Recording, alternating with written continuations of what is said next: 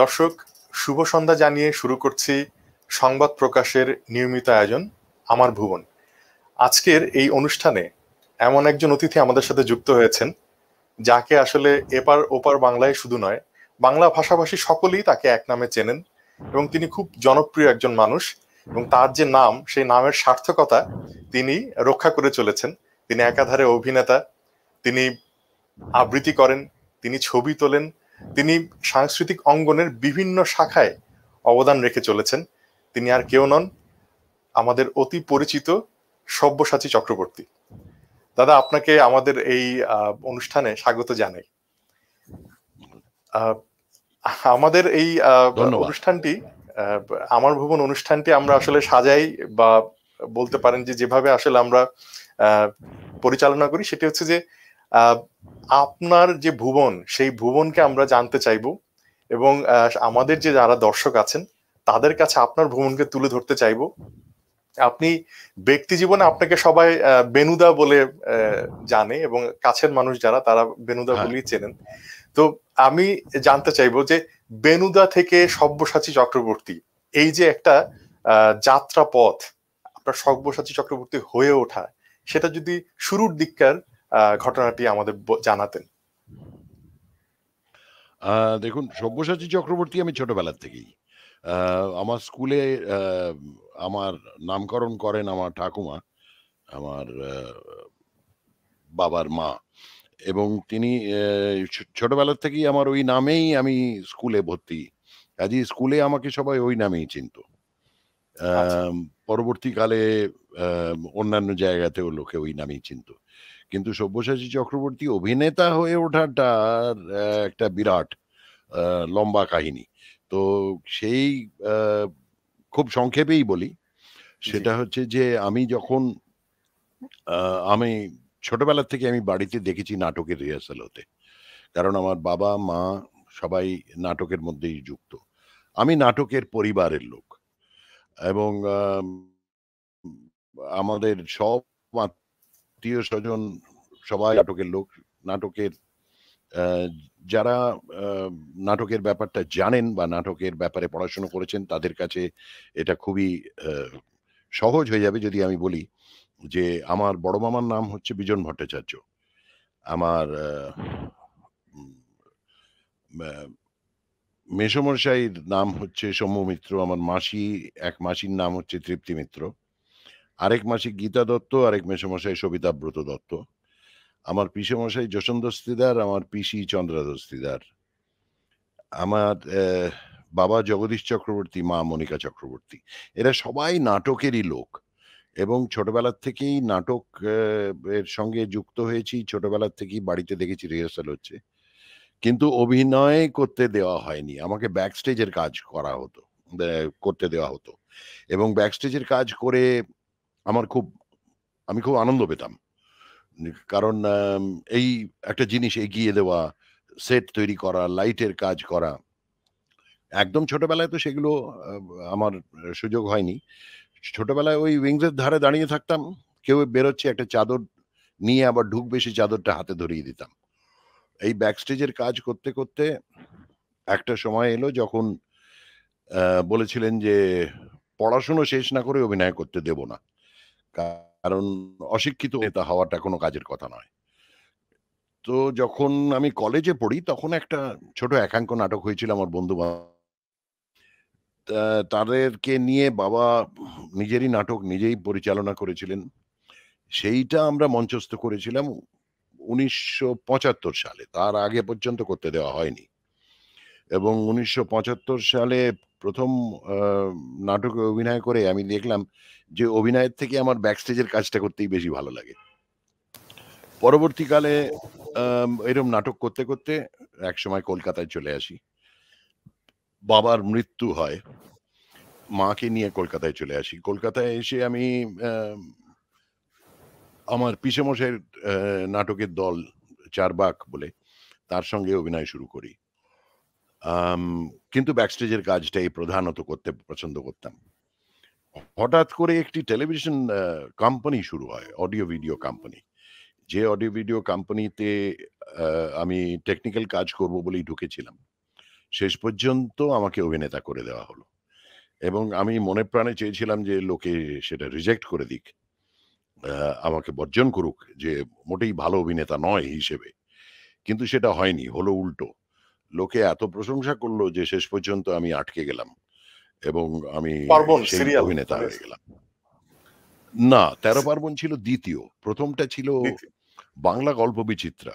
বিভিন্ন আচ্ছা সাহিত্যিকদের লেখা ছোট, ছোট গল্পগুলো, জি সেইগুলো তৈরি হয়েছিল। তার মধ্যে আমি ৩ টে পর্ব হয়েছিল, তার মধ্যে ২ টো পর্বে ছিলাম। এবং তারপরে মেজর কাজ বলতে 'তেরো পার্বণ'। সেখানে আচ্ছা মানে আমাকে মুখ্য চরিত্র দিয়ে দেওয়া হলো। সেই মুখ্য চরিত্রটা আমি করতে চাইনি। কারণ আমার মনে হয়েছিল আমি পারব না। কিন্তু আমাদের পরিচালক যশোন্দর সুদার মনে করেছিলেন যে আমি ভুল, উনি ঠিক। এবং সেই মুহূর্তে উনি বললেন যে, "আমি যেটা বলছি সেটা হবে। তোমাকে করতে হবে।" এবং সেই আমি নেমে পড়লাম। তিনি ভুল করেননি আসলে। সেখানেও না আমি তো করিনি, করেছেন তো পিসেমশাই। কারণ না আমি না উনি মনে ভুল করি আমি করেননি। খুব ভালো অভিনেতা। আমি অভিনেতা নই। আমি খুব নিম্নমানের অভিনেতা। কিন্তু একটা লোকের বিষয় পছন্দ হয়ে গেল। দাদা আমি একটা বিষয় খুব মানে অবাক লাগে যে আপনি আমি যদ্দূর জানতে পেরেছি আপনি প্রথমে ক্রিকেটার হতে চেয়েছিলেন, তারপর ইঞ্জিনিয়ার হতে হ্যাঁ, চেয়েছিলেন, তারপর ফাইটার পাইলট হতে চেয়েছিলেন, মানে ১ ২ ৩ পুলিশ হতে চেয়েছিলেন, মানে হ্যাঁ। অভিনেতা হওয়ার বিষয়টি অনেক পরের।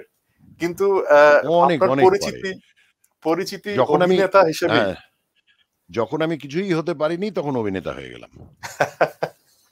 মানে কারণ এটা এটা খুবই আমাদের মজার একটা ব্যাপার। আমাদের এটা মানে সত্যজিৎ রায়ের হ্যাঁ, কিন্তু আমাদের এটা লিস্ট ছিল। অনেকেই আছেন। হ্যাঁ, মানে সত্যজিৎ হ্যাঁ, রায়ের কিন্তু একটা তালিকা ছিল যে উনি কি কি হবেন। তো সেরকম তালিকার ভেতরে আপনার অভিনেতা হওয়ার বিষয়টি দেখা যাচ্ছে ৫ নাম্বার বা ৬ নাম্বার বা মাথাতেই ছিল না হয়তোবা। তো না সত্যজিৎ রায়ের একেবারেই ছিল না। আমি ওটা জন্ম ছিলই না। আমার ওটা জি, জি। তালিকাতে ছিলই না। এবং এটা আমি যে অভিনেতা হব এরকম কোনো পরিকল্পনাই ছিল না। আমাকে জোর করে যশোন দস্তিদার আমার পিসেমশাই আমাকে ঠেলে ঢুকিয়ে দিলেন এবং আমি আ অভিনেতা হয়ে গেলাম। মানে হয়ে আমি গেল। অভিনেতা হতাম না যদি দর্শক আমাকে বর্জন করে দিত। যদি দর্শকের পছন্দ না হতো। কিন্তু সেটা হলো না, হলোটা উল্টো। দর্শক আমাকে আ পছন্দ করে নিল। তার না ফলে যেটা আপনার হলো মানে সেটা হচ্ছে আমি ক্যামেরা পাকাপাকিভাবে অ্যাপিয়ারেন্স অভিনেতা কিন্তু হয়ে গেলাম। মানে জি, ক্যামেরা অ্যাপিয়ারেন্স কিন্তু খুবই অন্য ধরনের এক ধরনের আবেদন তৈরি করে আসলে ক্যামেরার সামনে আপনাকে দেখলে সত্যি, সত্যি মনে হয় যে মানে সেটা কি ফ্রেমটা হয় জুড়ে আমি আছে। জানি না। আ আ না সত্যজিৎ রায়ের প্রসঙ্গ সেটা এলো যেহেতু একটু বলি সেটা হচ্ছে বাংলাদেশে কিন্তু আপনি আ আ যদি সব্যসাচী চক্রবর্তীর উত্থান পর্ব বলি বাংলাদেশে, তো সবাই কিন্তু ফেলুদা হিসেবেই আপনাকে আসলে প্রথমত বাংলাদেশের মানুষ চিনতে শুরু করে। হ্যাঁ, এবং ফেলুদা সেখানে করেছি যে আমি আপনার অনেক পরে। হ্যাঁ, অনেক ফেলুদা পরে হলো করেছি অনেক মানে পরে। বাংলাদেশের মানুষের কথা বলছি। হ্যাঁ, তাদের কাছে ওই বোধহয় বিটিভিতে ১ম দেখানো হয় ফেলুদা সিরিজটা।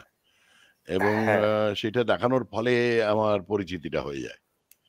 হ্যাঁ। সন্দীপ রায়ের অসাধারণ আ নৈপুণ্যে তৈরি তার ওই ফেলুদা সিরিজটা।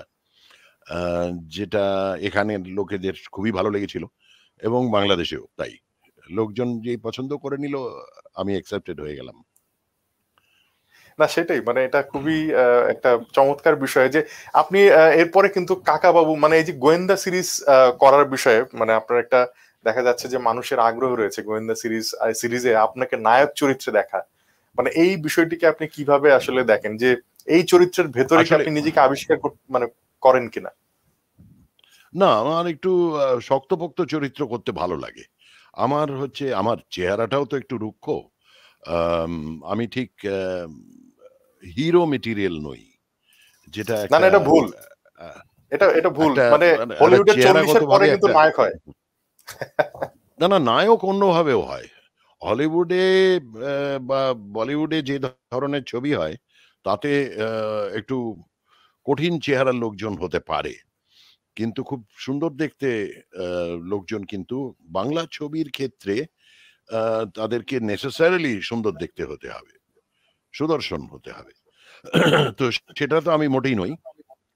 কিন্তু আ যেটা হলো সেটা হচ্ছে যে কাকাবাবুর চরিত্রটা আগে এসছিল। ফেলুদার অনেক আগে। আচ্ছা। এবং কাকাবাবু আমি যখন করেছিলাম, আর তখন আমাকে পিনাকি চৌধুরী পরিচালক ছিলেন। তিনি ১ম এ করেন কাকাবাবু হেরে গেলেন বলে, আ ১ম সিনেমা করেন। ২য় টা করেন ওই 'এক টুকরো চাঁদ'। আর তারপরে একটা টেলিভিশনে হয়েছিল 'খালি জাহাজের রহস্য'। এই ৩ টেতেই কাকাবাবু করেছিলাম, কিন্তু ফেলুদা করার অনেক আগে এটা। তারপরে ফেলুদা করেছি অনেক পরে। কিন্তু কাকাবাবু গোয়েন্দা নন। কাকাবাবু একজন না, অ্যাডভেঞ্চারার বলতে পারেন। অ্যাডভেঞ্চারার্স, হ্যাঁ, তিনি গোয়েন্দা নন। তো অভিযাত্রী সেই বলা যায়। চরিত্রটা, হ্যাঁ, অভিযাত্রী বলা যায়। তো সেই হিসেবে আমি কাকাবাবু আমার পড়ে ভালো লেগেছিল, তাই কাকাবাবু করেছিলাম। কিন্তু আমি দেখলাম যে কাকাবাবু করার থেকে আমার ফেলুদা করাতে আগ্রহ অনেক বেশি। আ আমি সেটা গিয়ে চেয়ে চিন্তে শেষ পর্যন্ত মানে আমি সেই কোথাও চরিত্রটা, কোথাও কি নিজের যোগ পেয়েছেন, মানে নিজের যে চরিত্র সেটার সাথে কি মানে ফেলুদার সাথে কোথাও কোনো সংযোগ পেয়েছেন কিনা? একেবারেই, একেবারেই। আমি ছোটবেলার থেকেই আমার বাবা, আ মানে হাবভাবগুলো বাবার অনেকটাই ফেলুদার মতন ছিল। কারণ বাবা খুব পড়াশোনা জানা লোক ছিলেন এবং যাকে ইংরেজিতে বলা হয় নো ননসেন্স। একটা নো ননসেন্স টাইপের লোক আরকি। এবং একদম ন্যাকা, ন্যাকা কথা পছন্দ করতেন না। আর বাবার অনেক বন্ধু ছিলেন, যারা অনেকটা লালমোহন গাঙ্গুলি ধরনের আরকি। আচ্ছা, আচ্ছা। আম তারা আমি তাদের সঙ্গে আইডেন্টিফাই করেছি। বাবা বলতেন যে, "ওদের মতন হইও না। ওরা হচ্ছে আ না জেনে অনেক কিছু করে ফেলে। যা করবে জানবে। যে জায়গায় যাচ্ছ সেই জায়গার ব্যাপারে পড়বে। যে আ ইতিহাসটা জানো না সেটা জেনে নেবে এবং যদি চোট লাগে তো অযথা উ করবে না। বলবে যে আমার চোট লেগেছে।" আমি নিজে বাবাকে দেখেছি, বাবার হাতের উপর গাড়ির দরজা বন্ধ হয়ে গেছে। বাবা বললেন যে, "দরজাটা আরেকবার খুলতে হবে।" তো যে লোকটি দরজা বন্ধ করেছিল সে বলল, "কেন বলুন তো?" বাবা বললেন, "না, আমার হাতটা আটকে আছে।" সে তো আঁতকে উঠে তড়িঘড়ি করে দরজা খুলেছে। বাবা তারপর হাতটা ধরে বললেন যে, "হ্যাঁ, ঠিক আছে, এবার বন্ধ করুন।" আমি বললাম যে, "তোমার হাতের উপর দরজা বন্ধ হয়ে গেল, তোমার লাগলো না?" বললেন, "হ্যাঁ, লেগেছে তো। কিন্তু তাই বলে আমি চিৎকার করব, 'ওরে বাবা গো! মরে গেলাম গো!' এরকম করে তো আর করতে পারব না।" তো যেটা দরকার সেটা হচ্ছে যে তাকে বলতে হবে দরজাটা খুলতে, কারণ হাতটা আটকে আছে। তো আমার বাবা এই ধরনের একটা লোক ছিলেন বলে সেইটার একটা প্রভাব আমাদের উপর এসে পড়েছে। আম আ আমাদের মানে চারিত্রিক কা দৃঢ়তার কথা বলছেন আরকি। হ্যাঁ, এটা চারিত্রিক দৃঢ়তাটা মানে আমার জ্যাঠাদের মধ্যেও ছিল। বাবা সবচেয়ে ছোট ভাই। আম কারণ আমার বড় জ্যাঠা ছিলেন পুলিশে, আমার মেজ জ্যাঠা ছিলেন পুলিশে, আমার তারপরের জ্যাঠা, ফুল জ্যাঠা ছিলেন ডিস্ট্রিক্ট ম্যাজিস্ট্রেট, ডেপুটি ম্যাজিস্ট্রেট। তারপরের জ্যাঠা ছিলেন ফার্মাকোলজিতে একজন এক্সপার্ট, আর বাবা ছিলেন ইঞ্জিনিয়ার। তো এই ২ আ মানে এই যে ৩ জ্যাঠা যারা অ্যাডমিনিস্ট্রেশন এ ছিলেন, তারা ভীষণই কঠিন ধরনের লোক এবং তারা ওই ধরনেরই ছিলেন। হঠাৎ করে একদিন ঘেমে চুমে বাড়িতে এসে পৌঁছলেন। তো জিজ্ঞেস করা হলো যে, "আপনি কি করছেন? মানে তুমি এরকম অবস্থায় বাড়ি ফিরলে তোমার কি হয়েছে? শরীর ঠিক আছে তো?" বললেন, "হ্যাঁ, হ্যাঁ, শরীর ঠিক আছে। আসলে একটু ধকল গেছে আজকে। একটু চান-টান করে বিশ্রাম করি, তারপর বলব।" তারপরে সবাই ভুলে গেছে, কেউ কিছু আর জিজ্ঞেসও করেনি। পরের দিন খবর কাগজে দেখছি তিনি একটা আ ডাকাতদের সঙ্গে গুলির যুদ্ধে ছিলেন এবং তার একটি গুলি কানের পাশে এসে লাগে। কিন্তু আ ভাগ্যক্রমে তার কপালের পাশ দিয়ে গিয়ে পেছনে লেগেছিল। তো তিনি বেঁচে গিয়েছিলেন। তো আমি বললাম যে, "এইরকম একটা ঘটনা", বাড়ির সবাই জিজ্ঞেস করল, "তুমি অল্পের জন্য বেঁচে গেছো, তোমার কানের পাশ দিয়ে গুলি বেরিয়ে গেছে, তুমি তো বলেনি?" বলল, "সেটা বলার কি আছে? সেটাই তো আমাদের কাজ।" তো এই ধরনের লোক ছিলেন বাবার দাদারা। তো বাবাও খানিকটা সেরকমই ছিলেন। আ সেটাই আমার মানে মনে হয় যে আ আমার মনে হয় যে ঐটার থেকেই একটা পারিবারিক সূত্রে আমরা একটা একটা এখন কঠিন দৃঢ় চরিত্র হতে পারে। এখন ছোটবেলা দাদা থেকে আপনার তৈরি তো হয়ে উঠেছি। গৌরব এবং অর্জুন আপনার 2 ছেলে, মানে এই চারিত্রিক দৃঢ়তা কি তাদের মধ্যে প্রসারিত হয়েছে হ্যাঁ, কিনা? হ্যাঁ, মানে তাদের মধ্যেও খানিকটা হয়েছে। কিন্তু আমি আমার বাবার মতন তো নই। তার থেকে একটু নরম। আমি বাবার মতন অত কঠোর হতে পারিনি। তো সেইজন্যে আমার ছেলেরা অতখানি আমার মতন হয়নি। আর আ একটু সাধারণ হয়েছে। নরমাল, যেরম বলা হয় যে নরমাল আজকের দিনের একটা ইয়াং ছেলে ৩০-৩৪ বছরের ছেলে যেরম হওয়া উচিত সেরকমই হয়েছে। এবং দুজনেই যথেষ্ট ভালো কাজ করছে এবং সেই দৃঢ়তাটা আছে। কারণ আমার বড় ছেলে তো টেলিভিশনে ব্যোমকেশ করেছে হ্যাঁ, এবং খুব সাফল্যের সঙ্গে করেছে। এবং আমার ছোট মানে এই ছেলেও এরকম জি, জি। পুলিশ-টুলিশ করছে, নানান রকম করছে, যেটা লোকে তো অ্যাকসেপ্ট করেছে, মেনে নিয়েছে তাদের। মানে এই যে বাবা ছেলের মধ্যে কি কখনো আলাপ হয় যে অভিনয় বা অভিনয়ের কৌশল এই সমস্ত নিয়ে কি কখনো না, না, আমি খুব একটা মানে টেকনিক্স? না, না, আমি টেকনিক নিয়ে আমি খুব একটা কথা বলি না আমি ছেলেদের সঙ্গে। তার কারণ তার একটা নিজস্বতা থাকা উচিত। আ আমি যেরমভাবে শিখেছি, কারণ আমার তো কোনো আ সেইভাবে অভিনয় নিয়ে কোনো শিক্ষার প্রতিষ্ঠানে আমি আ পড়াশুনো করিনি অভিনয় নিয়ে। তো যেমন সাধারণত লোকে ফিল্ম ইনস্টিটিউট বা আ ড্রামা স্কুলে পড়ে যেরমভাবে তৈরি হয়, সেই ধরনের ফরমাল ট্রেনিং তো আমার কোনোদিনই ছিল না। আমরা তো আহ, সামনাসামনি দেখেছি লোককে অভিনয় করতে, কিভাবে করতে হয়, লজিকটা কি হয়, সেইভাবে বিশ্লেষণ করা হয় চরিত্রটা। আম মানে magic common bullet sense theory ব্যবহার বলে যে, করা। হ্যাঁ, সেটাই। মানে ওইটুকুই। ওইটা করতে, করতেই আমরা শিখেছি।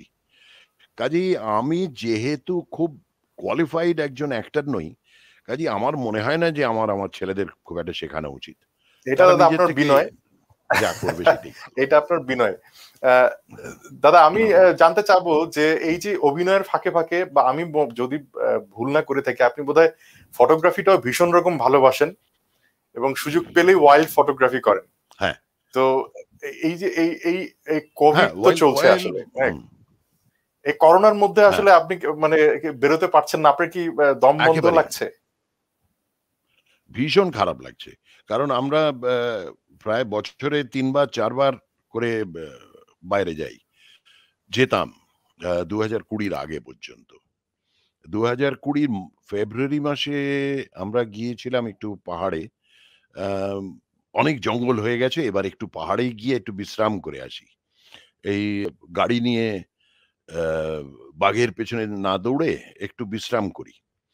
তো আমরা সেইটা ফেব্রুয়ারি মাসে যাওয়ার পর থেকে মার্চ মাস থেকে লকডাউন শুরু হয়ে যায় এবং আমরা ঘরবন্দি। তারপরে যখন লকডাউন ওঠে তখন আমরা নভেম্বরে ২০২০ তে একটা সুযোগ আসে আমরা জঙ্গলে যাই। আম সেখানে কয়েকদিন ছবি তোলা হয়। ২-৩ দিনের জন্যই গিয়েছিলাম। আর তারপরে আমরা আবার যাই বোধহয় আ এই ২০২১ এর মার্চ মাসে। সেইটা আরেকটা জঙ্গলে। তারপর থেকে আবার 2nd ওয়েভ, আ কড়াকড়ি, আবার লকডাউন। আবার জঙ্গল বন্ধ হয়ে যায়। তো তারপরে প্লেন সেইভাবে চলছে না, ট্রেন সেভাবে চলছে না। আ এখনো মাস্ক পরাটা বাধ্যতামূলক। অনেকগুলো জঙ্গল এখনো খোলেনি। কাজেই এখন আমাদের আর খুব একটা যাওয়া হচ্ছে না। দেখি এই শীতে যদি সবকিছু ঠিকঠাক থাকে, যদি 3rd ওয়েভ না আসে তাহলে হয়তো সুযোগ হবে যাওয়ার। কিন্তু আমি একটা জিনিস পরিষ্কার করে নিতে চাই, সেটা হচ্ছে যে আমি কিন্তু ওয়াইল্ড লাইফ ফটোগ্রাফার নই। আমি একজন টুরিস্ট, একজন সাধারণ টুরিস্ট। আমার কাছে একটা ক্যামেরা থাকে এবং সেই ক্যামেরায় আমি ওই এম অ্যান্ড শুট টাইপের। আমি একটা বাঘ এলো তার দিকে উ ছবি তুলে নিলাম। একটা হরিণ এলো ছবি তুলে নিলাম। একটা শুয়োর এলো ছবি তুলে নিলাম। একটা একটা প্রজাপতি, একটা পোকা, একটা যা পাই আমার সব ভালো লাগে। আর প্রকৃতি আ- তো বটেই। আমরা কিন্তু দাদা দেখেছি আপনার ফটোগ্রাফি, অসাধারণ ছবি না তোলেন না আপনি। অসাধারণ এই কিছু ছবি না, আমি তোলার শুধু পোর্ট্রেট তুলি, আমি শুধু জন্তু জানোয়ারের পোর্ট্রেট তুলি। আমার খুব ভালো লাগে জন্তু জানোয়ার। আমার মনে হয় তারা আমাদের থেকে অনেক ভালো। তাদের মধ্যে কোনো লোভ নেই, হিংসে নেই, একদম তাদের মধ্যে আ আ কুচুটেপনা নেই, যেটা একজন আরেকজনকে ঈর্ষা করে না, একজন আরেকজনের জিনিস কেড়ে নেয় না। আমাদের মনুষ্য সমাজে বড় সমস্যা। আমরা আ সেটাই। আমরা বড্ড লোভী। সেটা আমরা মানুষকে তো বলা হয় যে সিরিয়াল ইকোলজিক্যাল কিলার। মানে একদম, একদম। আমরা তো আমরা হত্যাযজ্ঞ করেই চলেছি, আমরা নিজেদেরও ক্ষতি করছি। মানুষ আ বড্ড বেশি খারাপ হয়ে গেছে। মানুষ নানান রকম দিক থেকে মানুষ যুদ্ধ করে। অ্যা আ মানুষের এই সমাজে যেহেতু মানুষ উন্নত বুদ্ধিমান একটা প্রাণী, সে টাকা আবিষ্কার করেছে, সে বার্টার সিস্টেম তৈরি করেছে। সে ওই টাকার লোভে নিজের বন্ধু-বান্ধব, আত্মীয়-স্বজন সবাইকে বর্জন করে দিতে পারে। এই মানুষ বড্ড খারাপ হয়ে গেছে। কারণ আজকের সমাজটা এমন একটা হয়ে দাঁড়ায়ছে, কেউ কাউকে বিশ্বাস করে না। কারণ এরকম একটা সমাজ আমার ভালো লাগে না। আমার মনে হয় যে যখন ভালো মানুষ খুঁজে পাই তখন খুব আনন্দ হয়। যে আরে এই মানুষটা তো এরকম নয়। তখন সেই হিসেবে মানে আমরা এমন একটা সমাজ তৈরি করেছি আমাকে টাকা রোজগার করতেই হবে। আমি টাকা রোজগার না করলে আমি বাঁচব না। আমি ইলেকট্রিক বিল দিতে পারব না। আমি গ্যাস কিনতে পারব না। আমি আমি গাড়িতে করে কোথাও যেতে পারব না। আমি বেড়াতে যেতে পারব না। আমি ক্যামেরা কিনতে পারব না। আমি একটা সবকিছুই অর্থ। ভোগবাদী মানসিকতা। হ্যাঁ, এই ভোগবাদী মানসিকতাটাই মানুষকে বোধহয় খারাপ করে দিয়েছে। কারণ আমাদের দেশের আমাদের পৃথিবীর অনেক জায়গায় সেটা আছে। আবার অনেক জায়গায় নেইও। রাজনীতি থেকে যদি টাকা পয়সার লেনদেনটা না থাকে না, রাজনীতিতে ভালো লোক আসতে আরম্ভ করে দেবে। রাজনীতি যেহেতু সেটাই। সেখানে অর্থ আছে, অনেক বাজে লোক ঢুকে গেছে। এখনো অনেক ভালো লোক আছে রাজনীতিতে যারা অর্থের জন্য রাজনীতি করে না, সত্যি ভালো কাজের জন্যই করে। তো বা বা সেইরকমই আমাদের সাধারণ সমাজেও অনেক মানুষ আছে যারা অর্থের পেছনে দৌড়োয় না। মনুষ্যত্বের পেছনে দৌড়োয়। মানে তো সব আমি আমি সেখানে আমি মনে করি সব জায়গাতেই ভালো খারাপ আছে আসলে। রাজনীতি তা তো বলি, বটেই। ১০০ বার সর্বক্ষেত্রে। সব জায়গাতেই আছে। আমাদের সিনেমা মানে লাইনেও আছে। সিনেমা লাইনে একদম, প্রচুর একদম। ভালো লোক আছে, প্রচুর খারাপ লোক আছে। কিন্তু একদম। ওই আমি যে একদম সাংঘাতিক ভালো লোক সেটা আমি বলছি না। আমি আমার মধ্যে সবাই দোষে গুণে মানুষ। আমার মধ্যে অনেক দোষ আছে। কিন্তু আমি চেষ্টা করি যে আরেকজনকে ক্ষতি না করে যদি আমি একদম। বেঁচে থাকতে পারি, তাহলে বোধহয় সবচেয়ে সেটাই। ভালো বাঁচা হয়। সেটাই মানে সেই জায়গাটা সচেতনভাবে যদি পালন করা যায়। দাদা আপনি একদম। তো মানে হিন্দি ছবিতে অভিনয় করেছেন, তামিল ছবিতে অভিনয় করেছেন, বাংলা আ দেশের ছবিতে অভিনয় করেছেন এবং বাংলাদেশে হ্যাঁ, আপনি এসেছেন। বাংলাদেশের হ্যাঁ, শিল্পীদের সাথে মিশেছেন এবং হ্যাঁ, কো-আর্টিস্ট হিসেবে তাদেরকে পেয়েছেন। আ হ্যাঁ। সেই সময়ের কোনো স্মৃতির কথা যদি মনে থাকে বা যদি বলতে চান আমাদের না খুব একটা কিছু নয়। বাংলাদেশের। এগুলো হচ্ছে আমি আম আম হিন্দি ছবি কয়েকটাই করেছি। তবে বেশিরভাগ হিন্দি ছবি হচ্ছে বড় স্টার থাকেন তো। তো তাদের ডেট নেওয়ার পরে যখন হঠাৎ করে মনে হয় যে আচ্ছা ওই লোকটাকে দেখে নেওয়া যাক। তখন ফোন করে বলে যে, "আপনি কয়েকদিনের জন্য চলে আসতে পারবেন?" আমি বললাম, "না এরমভাবে বললে আর যেতে পারব না। অনেক আগের থেকে ডেট নিতে হয়।" সেইজন্য হিন্দি ছবি খুব একটা করে ওঠা হয় না। আর তামিল ছবি করিনি। আমি আম একটা কন্নড় ছবি করেছিলাম। এবং সেই কান্নাড় ছবিটি ভালোই চলেছিল। তবে আমি দেখলাম যে সেই ভাষাটা ভালো করে বলতে পারছিলাম না বলে, আমি আর অনেকগুলো মানে বুঝতে পারছিলাম না। কাজেই তাদেরকে আমি অনুরোধ করেছি যে আমাকে আর এই সুযোগ দেবেন না। কারণ যে কথাটার ভালো করে মানে বুঝতে পারি না তাতে অভিনয়টা করা যায় না। কাজেই সেখান থেকেও বেরিয়ে এসেছি। ইংরেজি ছবি ২-১ টা করেছি। আম হলিউডের ছবি একটাই করেছি। আর ইংরেজি ছবি একটা এখানে তৈরি ইংরেজি ছবি এতে একটা করেছি। আর আমাদের বাংলাদেশে গিয়ে আ ২-১ টা কাজ করার সুযোগ হয়েছিল আগে। আম আ শেষ আফসানা শেষ বন্দি আফসানা ছবিটা মিমির, করেছেন। হ্যাঁ, আফসানা মিমি একটা ছবি করছিলেন, যে সেই ছবিটা শেষ হলো না। কৃষ্ণচূড়া প্রোডাকশনসের ছিল। ছবিটার নাম ছিল রান। সেখানে একটা ১৯৭১-এ একজন পাকিস্তানি মেজরের রোল করছিলাম আমি, এবং সেটা ছিল ফ্ল্যাশব্যাক ছবিতে। তো ছবিটা বেশ দাঁড়াচ্ছিল, কিন্তু বিভিন্ন কারণে ছবিটা বন্ধ হয়ে যায়। তো আমার একটু আচ্ছা। দুঃখই হয়েছিল। আর তার পরবর্তীকালে আরেফিনের ছবিটা, ফখরুল আরেফিন খান, জি আম আরেফিন ভাইয়ের ছবিটা হয়েছিল যে গন্ডি বলে, এবং জি জি সেটা খুব ভালো হয়েছিল ছবিটা। এবং সেখানে আমি একজন ঠাকুরদার রোলে ছিলাম আরকি। আমার আম ছেলে এবং বৌমা তারা থাকে লন্ডনে, এবং আমার নাতনির সঙ্গে এইরকম আ অনলাইন কথা হয়। আচ্ছা "কি আছে? কি দাদুভাই কি করছো?" "ও আচ্ছা তাই? হ্যাঁ, না জন্মদিনের পার্টি হয়েছে?" এরম ধরনের ছিল একটা। তো তারা হঠাৎ করে এই ভদ্রলোকের ব্যাংকে গিয়ে এ একটু বয়স হয়ে যাওয়াতে হয়ে কি মাথাটা সবসময় পরিষ্কারভাবে কাজ করে না। তো ব্যাংকে গিয়ে একটা অ্যাক্সিডেন্ট হয়। অন্য লোকের অ্যাকাউন্টে নিজে টাকা ট্রান্সফার করে হ্যান-ত্যান। সেই অন্য মানুষটি ছিলেন একজন মহিলা, এবং সেই মহিলার সঙ্গে একটা বন্ধুত্ব হয়ে যায়। যেটা সমাজ ঠিক মেনে নেয় না। তারা বলে যে, "এই বয়সে গিয়ে প্রেম করছে দেখো।" তো আসলে সেটা প্রেম নয়, এটা বন্ধুত্ব ছিল। তো আমাদের সমাজের যে গণ্ডিটা আছে, সেই গণ্ডিটা আমাদের এখনো বন্ধুত্ব করতে দেয় না। এরম ধরনের একটা সাবজেক্ট ছিল। অত্যন্ত জি ভালো হয়েছিল। অনেকেই পছন্দ করেছিলেন ছবিটা।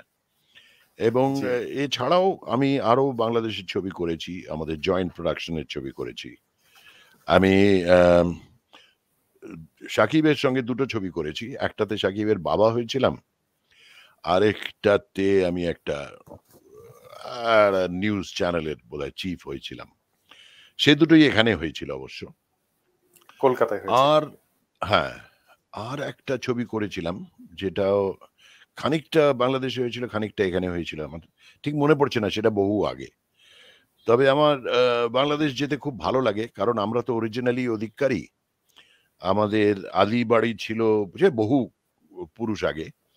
আ আ আমাদের আমরা ছিলাম ওই নাটোর, রাজশাহী, পাবনা ওই অঞ্চলের লোক। আচ্ছা আচ্ছা আচ্ছা আর আমার মামা বাড়ি হচ্ছে ফরিদপুরের। তো আমরা বেসিক্যালি ওদিককার।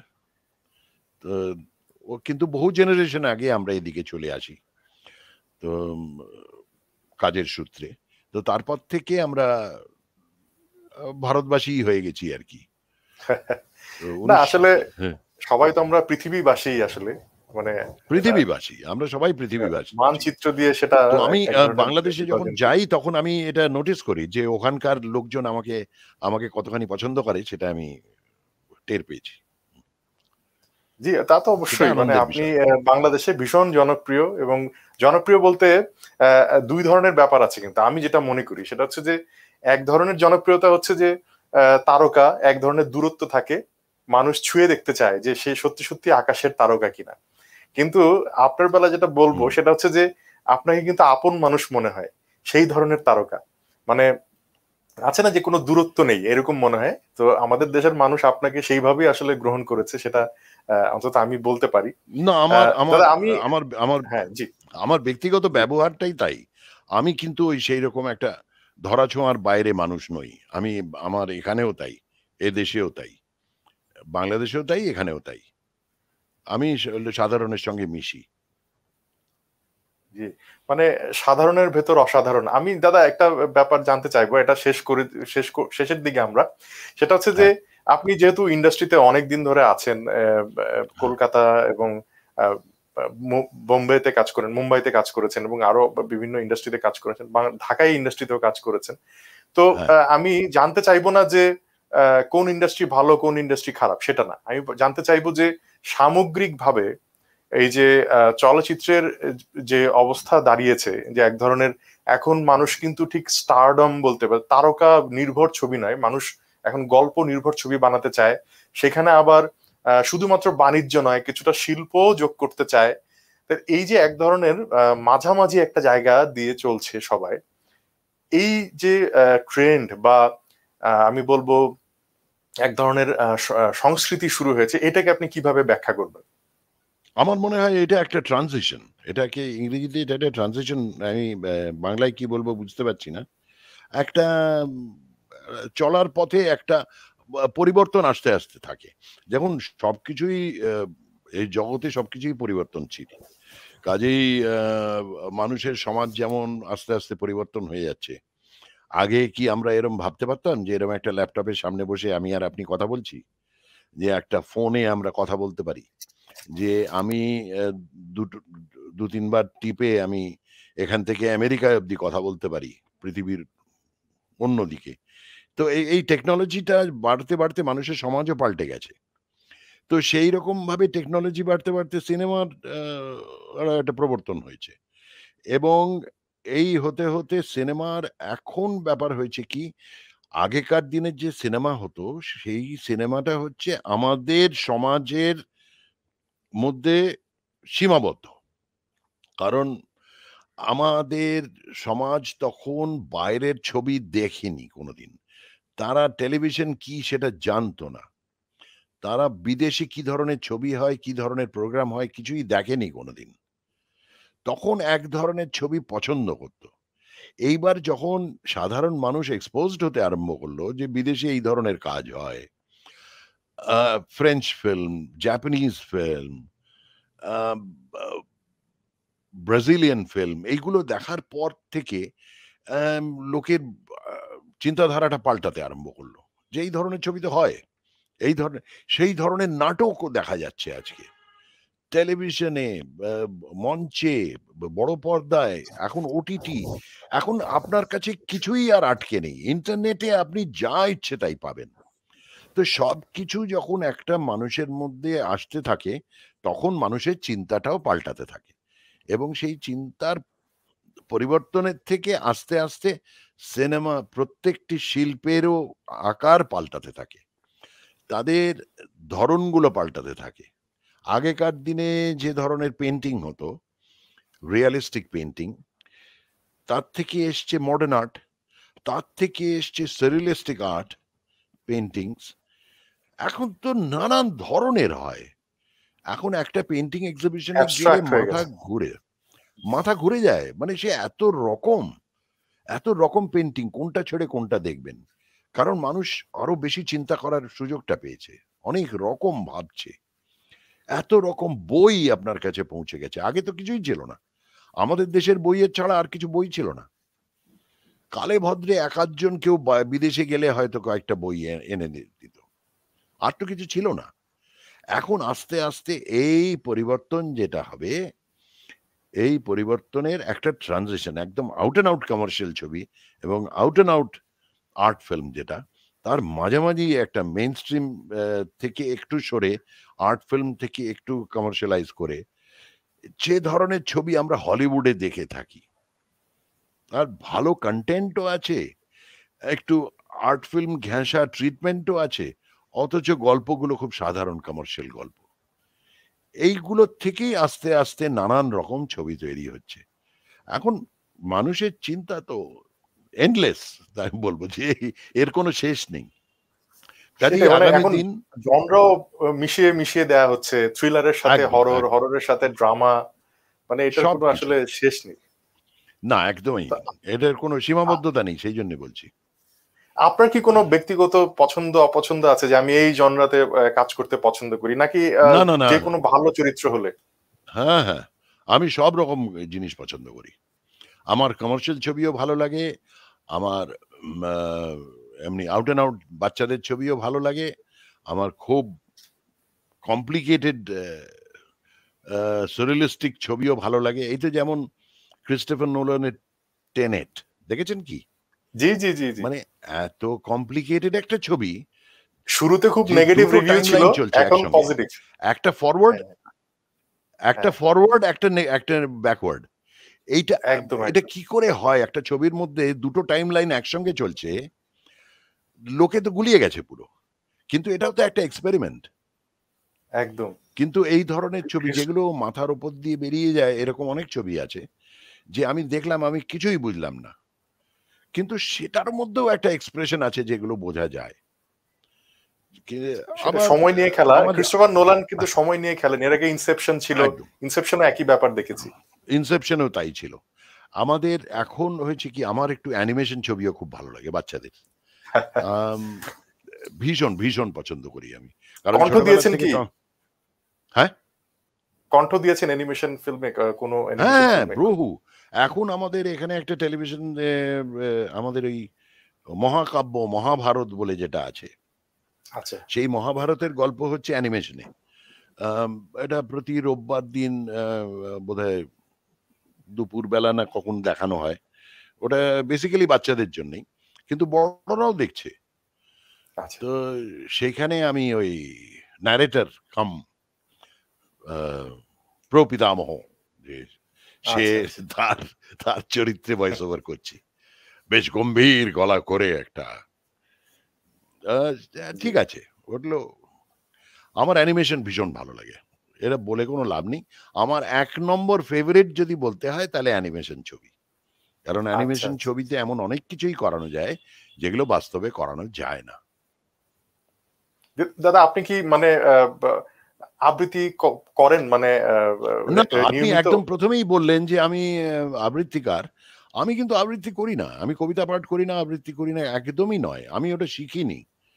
আমি ওটা কিন্তু আপনাকে জানিও না। আমি কবিতা পাঠ যদি আবৃত্তি না বলি, পাঠ করতে শুনেছি আ কোথায় শুনেছেন? অনেকদিন আগে। বলুন। অনেকদিন আমি টেলিভিশনে দেখছিলাম বোধহয়। অনেক, অনেক বছর আগে, প্রায় ১০-১২ বছর হবে। অ্যা কোন এক তাহলে সেটা অনুষ্ঠানে আমার ঠিক মানে নাটকের কোনো অংশ ছিল তাহলে। আচ্ছা, আচ্ছা, আচ্ছা। কিন্তু আপনার না, গলা না, কিন্তু আমি অসাধারণ অসাধারণ গলা তো আবৃত্তির অসাধারণ তো যোগ্য। অনেকেরই থাকে। আমার তো সাংঘাতিক গলা, তাহলে আমার তো ভালো গান করা উচিত ছিল। আমি গাইতে পারি না তো। আমি তো গান গাইলে রাস্তার কুকুর বা গাধারা চিৎকার করতে আরম্ভ করবে যে, "আমাদের কোথার থেকে রাইভাল এসে গেল।" না, না, না দাদা। এটা আপনি আপনি পাঠ করলেও চমৎকার লাগবে। এটা হচ্ছে আমার একেবারেই নয়, উপলব্ধি। একেবারেই না। যদি তো একজন দাদা অনেক আমাদের অনেক অনেক সময় আমরা পেলাম আপনার কাছ থেকে আসলে। যদি শেষ কিছু বলতে চান বলতে পারেন। আমরা শেষ একদমই না, করব আর আরকি। কিচ্ছু বলার নেই। কারণ এই বলার কোনো শেষ নেই। আপনার প্রশ্নেরও শেষ হবে না, আমার বলাও শেষ হবে না। কাজেই যতটুকু এটা আপনার ঠিক মনে হয় যে এটুকু এডিট করে দেখাবেন। কিন্তু আবার খুব বেশি কথা বলতেও ভালো লাগে না। আ আবার কয়েক সময় খুব ইচ্ছে করে যে এইটা যখন প্রশ্ন করলেন তাহলে আরেকটু বলি। এরা নানান রকম হয় আরকি। তবে আমার আলাদা করে কিছুই বলার নেই। আপনাদের অনেক ধন্যবাদ যে আমাকে এই সুযোগটা দিলেন। জি। দাদা অনেক ধন্যবাদ বাংলাদেশের পক্ষ থেকে এবং সংবাদ প্রকাশের পক্ষ থেকে। ভালো থাকবেন, সুস্থ থাকবেন যেহেতু মহামারী চলছে।